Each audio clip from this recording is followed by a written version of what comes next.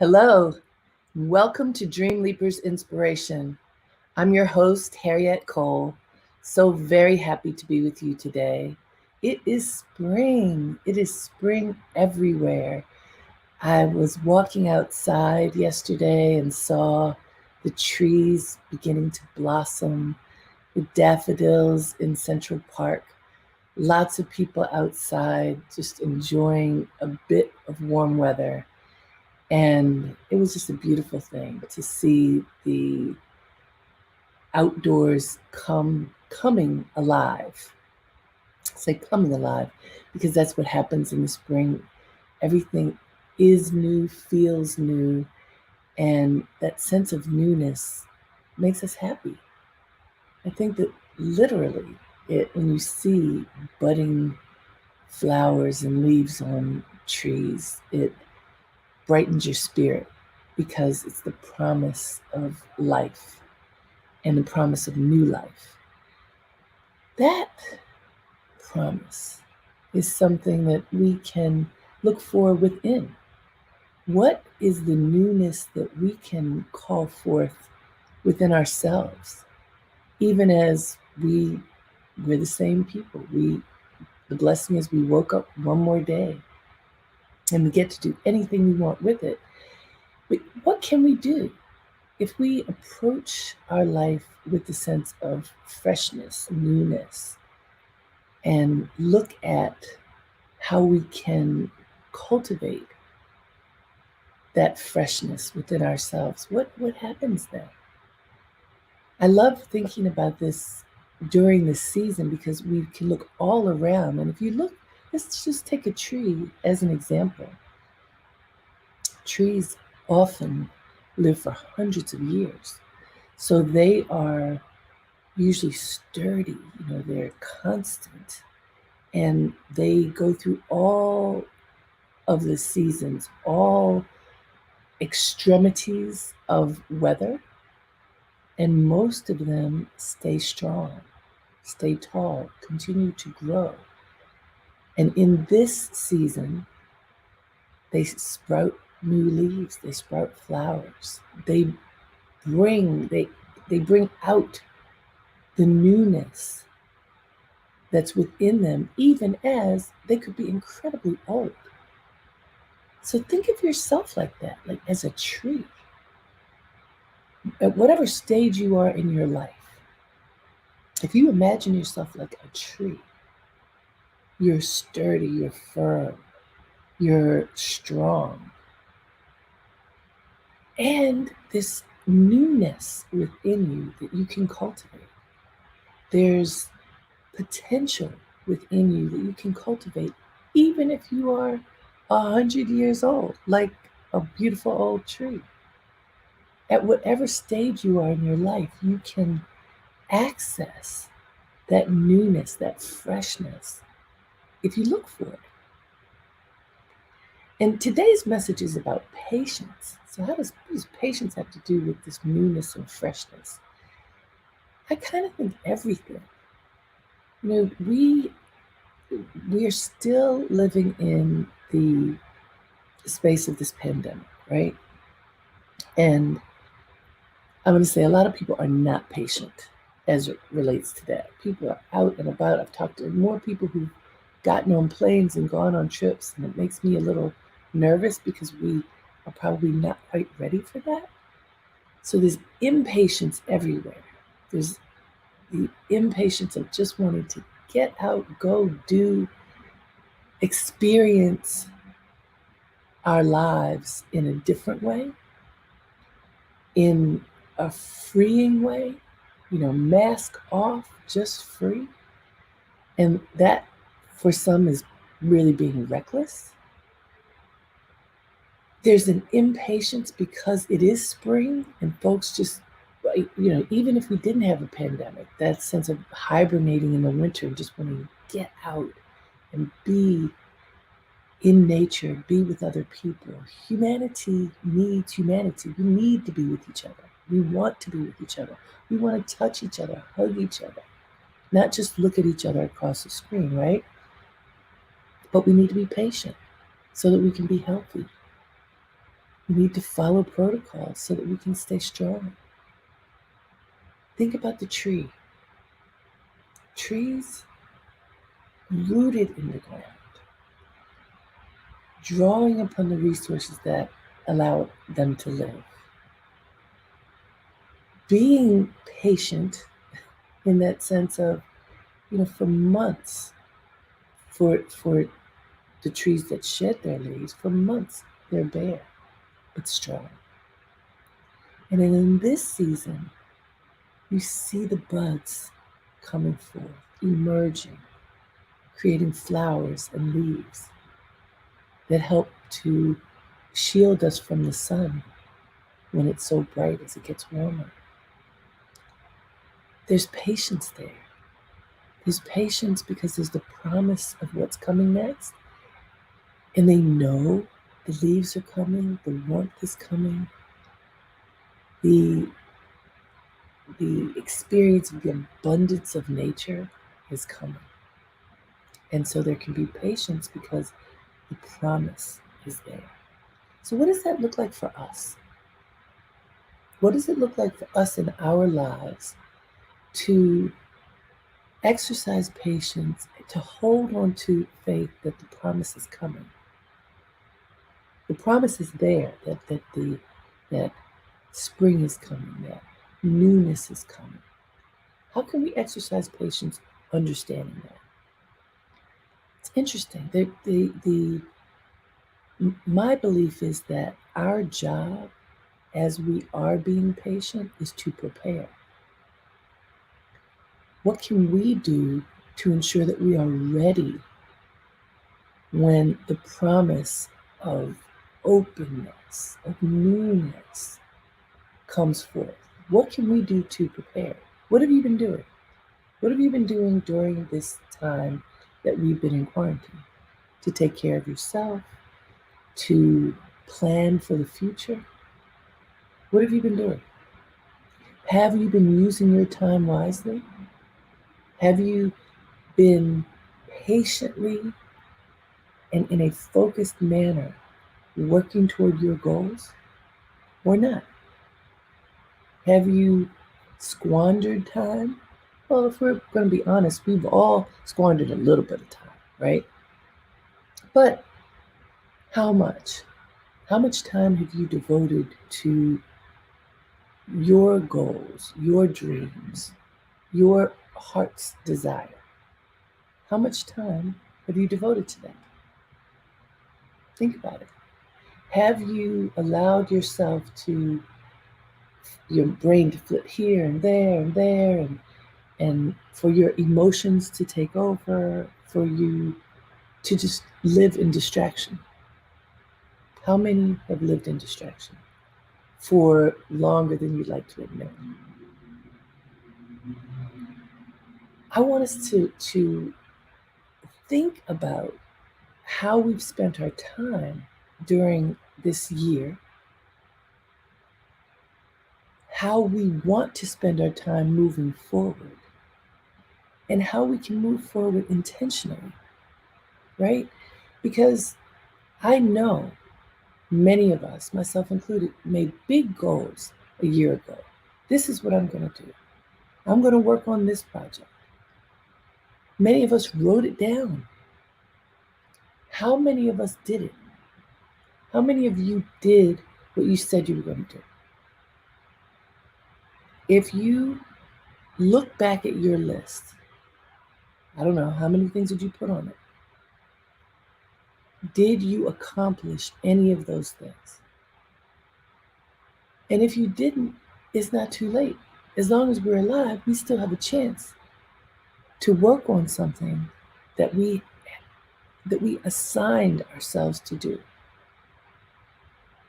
We can align ourselves or realign ourselves in making that commitment, the promise to do whatever it is that we said, and to patiently focus on that.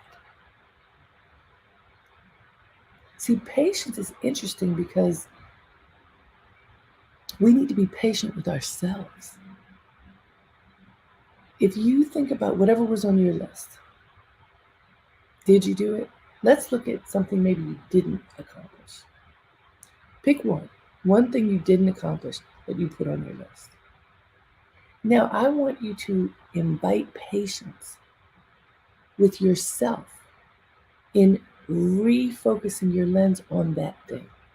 What did you say you were going to do that you didn't?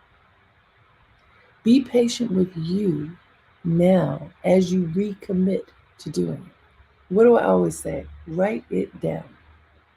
Write down what you say you're going to do so that you can accomplish it. Write it down, put it on your list every day. Break it down into manageable tasks so that you can check them off, feel a sense of accomplishment, and go back to it the next day. Be patient with yourself, meaning focus now on what you said you were going to do for your life. Patiently focus each day on accomplishing something toward that goal. If you do it every day, it'll get done. 100% sure of it. If you focus every day, if you chip away at whatever the goal is, you will accomplish it. If you say you're going to do it and then you don't, then it's just another idea that flits by. With your focus and refocus and attention, constant attention, like watering the plant, tending to the tree. If you stay focused, you get it done. Yeah? It's an amazing thing. And your sense of accomplishment, if you complete a task each day and you can check it off and say, I did that. I did what I promised I was going to do, what I promised myself I was going to do. It buoys you. It gives you energy and makes you want to do the next thing and the next thing. And I promise you that if you plan it out well, you will accomplish whatever the task is. It may take time, but look, we've had a whole year of being in quarantine. In that year, I also want you to look and say, what did you accomplish? What do you feel you accomplished that you're proud of that shows that you were committed to yourself? What? Is there anything? I'm sure there is. Think about it. Because you want, when you can acknowledge something that you've done that was meaningful to you and to your life and to the people you love, it gives you energy. And it gives you energy to be patient with yourself and to stay focused on the thing that you didn't accomplish, right? Because you can feel good about yourself. I did accomplish something. Here's the thing I accomplished. I'm proud of me. I did that. And it was a great thing and it was worth it. And I can check that box off and say, yes, I did that thing that I promised I would do. And here's this other thing. I did tell myself I was going to do this, but I forgot, or I got distracted, or, time just zipped by. And here I am with this task that is incomplete. Rather than feeling deflated, sit up, take a deep breath, promise yourself, tell yourself, I'm going to do it. I'm going to do it now. I'm going to accomplish that thing. That, like, when you were in school and you had lots of homework and the hardest homework you put off to the last. And you were always told, put the hardest thing first. Then you can check it off. It's done. And many people didn't do that. And then you're cramming, staying up late at night going, oh, why didn't I listen to myself? Okay, so let's not do that this time. If you put it aside, pick it up now. What is that one thing? That one thing that you know, if you pay attention to it, you break it down into its bite-sized components and you go for it, working on it, and you will accomplish it. What is that one thing you want to do in that way? Let me read you the quote that I found. There are lots of them. All right, here we go. The two most powerful warriors are patience and time. The two most powerful warriors are patience and time. That's from Leo Tolstoy. The two most powerful warriors are patience and time. Think about it, they go together. Being patient means that you're engaging time, right? It means that patience has within it waiting, right?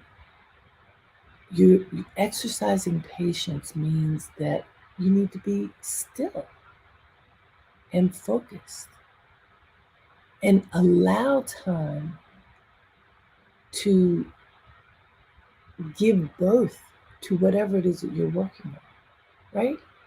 So, patience and time as warriors, I think that's a really interesting way to look at it because if you consider that you have to be so strong in order to accomplish the tasks, the goals, the dreams that you have in your life, you have to be strong. First of all, you have to be strong even to allow yourself to recognize your dreams. I've talked to many people who have said to me they don't dream, and I want to tell you I don't believe that. I think sometimes we don't allow ourselves to see what it is that we dream. What is in our hearts that wants to get out? What do we really want to do with our lives? What goal do we have that is deep, deep, deep inside of us that we want to release? But part of us says, it's not worth it. These other things stand in the way. I've got 25 other things that I have to do right now. I don't have time. Or somebody better than me deserves to fulfill whatever their dreams are. Mine is nothing. It's really nothing. How often do we diminish ourselves and downplay the music in our heart? How often? Think about it. It's more common than you might imagine. When I talk to people about dreams, which I do all the time, many people will tell me, well, I had this idea. I've had this idea for 10 years, but I'm sure it won't work. You know, I'm not, like everybody wants to write a book. I'm not really a writer. There's so many people who are better at writing than me. Or I want to take a trip. Now, we've been on pause for trips, but are you preparing for the trip? I want to take a trip. But I never will have the courage to go somewhere by myself. Or I can never have enough money to do it. If you saved for a year when you weren't going out, then you might have that money to take the trip when traveling opens again for you. Do you see? If you think you can't write, take a writing class. If you think you can't draw but you want to paint something, take an art class. What can you do rather than to diminish your dream, to uplift it, to manifest it? Be patient with yourself. Trust that the dream is worth cultivating. So the patience isn't, oh, you'll get to it eventually. No, the patience is sit with it, draw it out, cultivate it. Be patient with the time it takes to make it manifest, but not I don't mean patient as in, oh, it's in my head, but I haven't written it down. I haven't I haven't claimed it. That's not what I'm talking about. I'm saying claim it. Claim it, concretize it, say it out loud, write it down, figure out the steps that you need to take in order to make it manifest. Be patient with the process. It may take time, it may take longer than you imagine, but that's okay. So here's a story. I knew from when I was 12 years old that I wanted to be a writer. It was in my heart. I knew it. I used to write poems and I was kind of shy about sharing them. So I would write poems and hide them in a shoebox in my closet. I never gave up this goal that I wanted to write. I wanted to be a published writer. I wanted to write books.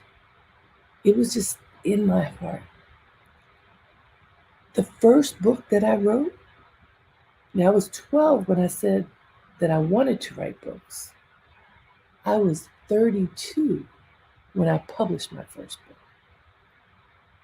Between 12 and 32, I published many other things. I wrote for my college newspaper. I worked at Essence for many years where I wrote articles and all kinds of things so I became a writer because I set my mind on it. It took 20 years before I wrote my first book, but I never gave up.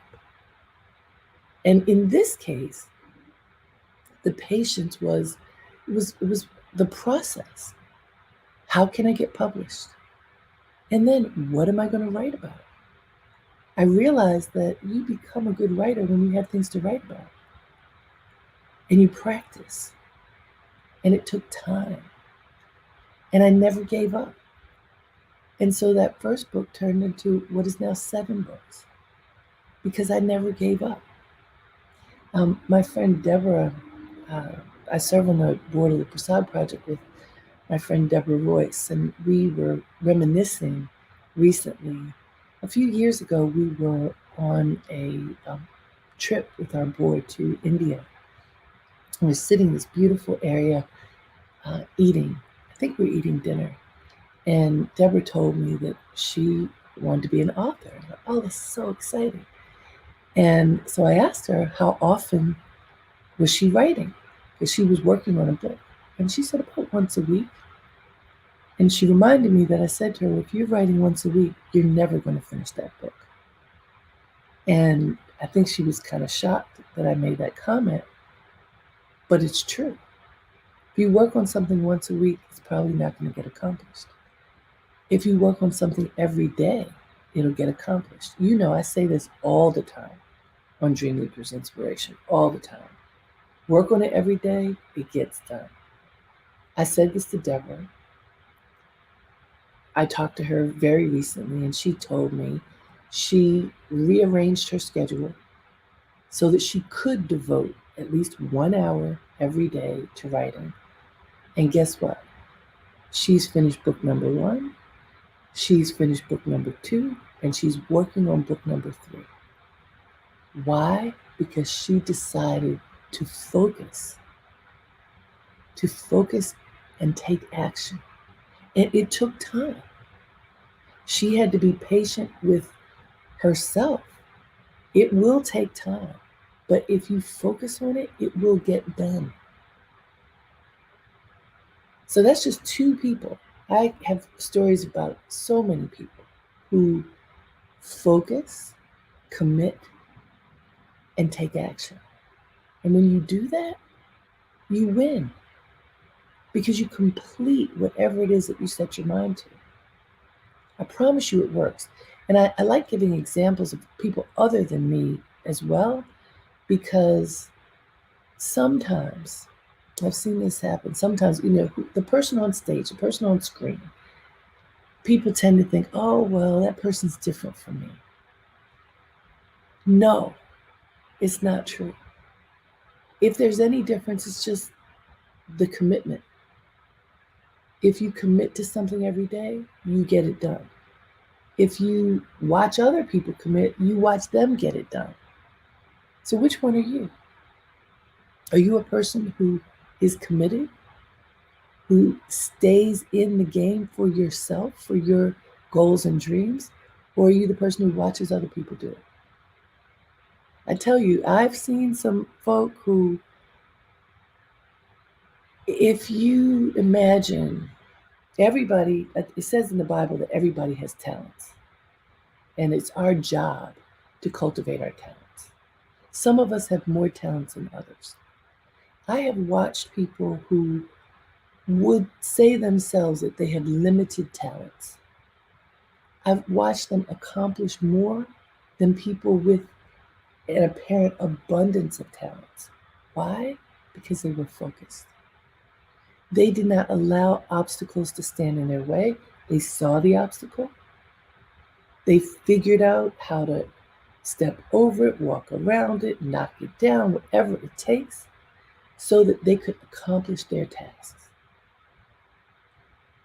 When I see that, if I'm slacking off and I see somebody who has less opportunity, let's say, than I have had in a particular area, and I see somebody with less opportunity soaring, what does that tell me?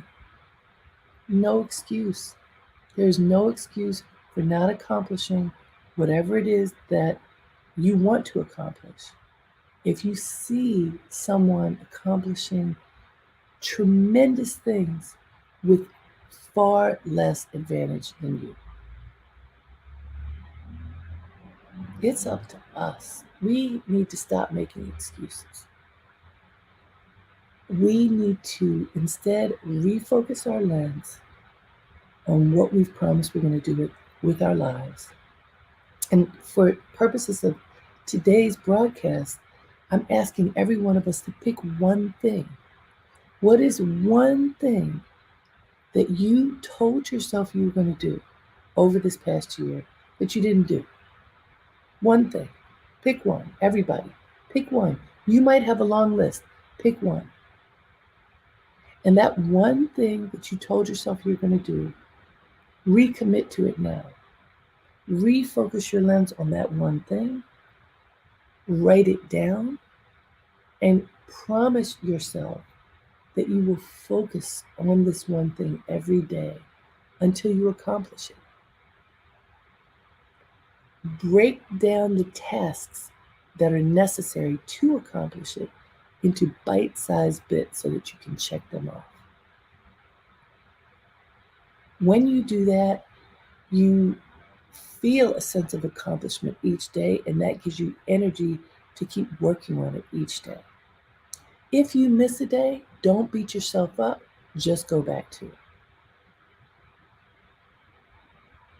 It works. Your vigilance, your commitment to you, your patience, not with you being airy-fairy thinking about it, your patience with yourself that you know you stay committed, you're going to work on it, it'll take time, but you can get it done. Give yourself space to accomplish your dreams. It makes you happy. That's what we all want, is to be happy, right? If you do something for yourself, fulfilling your own goals and dreams, then you can be happy. You can be happy in the process too. So it's not like the happiness comes all the way down the line. I want to challenge us to understand that you can be happy in the process because you are fulfilling your dreams. That brings me joy every day. I'm working on this dream. Look at it grow. Just like that tree we started talking about at the beginning of this broadcast. Look at it grow. If I nurture it, it grows. What have you been spending your time on this year? I'm going back to that question. Have you spent more time on distractions or more time on cultivating goodness within yourself and your life? If the balance has been off, Now's the time to change it. It's not too late. Every day that we wake up, we have the blessing of starting afresh. Think about the trees. Think about the flowers in this season and how they're budding right now. What is budding in you? What are you nurturing, or what can you nurture so that the newness of your creativity and your spirit can emerge? What? What is it? I recommend that you sit and meditate and be still and listen. Ask yourself what that is and listen for an answer. And when the answer comes forth, welcome it. Say it out loud, write it down, and begin to cultivate it. It's such a powerful thing to do, finding the newness inside. What is that newness inside of you? How it may be a new approach to something that you've been puzzling over for a long time. It may be a new way of looking at the dream that has been lying dormant within you, trying to peek its head out, and now it's emerging. Look for the newness in you, draw it out, tend to it, make it manifest. Be patient with whatever that gift is as you are focused and you work on it every day. And I'd love for you to share, what is that dream? Tell me what it is. I want to know. When you say things out loud, when you write them down, when you tell others, it helps to make it real. And when you make it real, it's easier for you to have it grow and emerge into something real and concrete. So call forth the newness in you. Be patient with yourself as you cultivate it. Give yourself time to focus on it.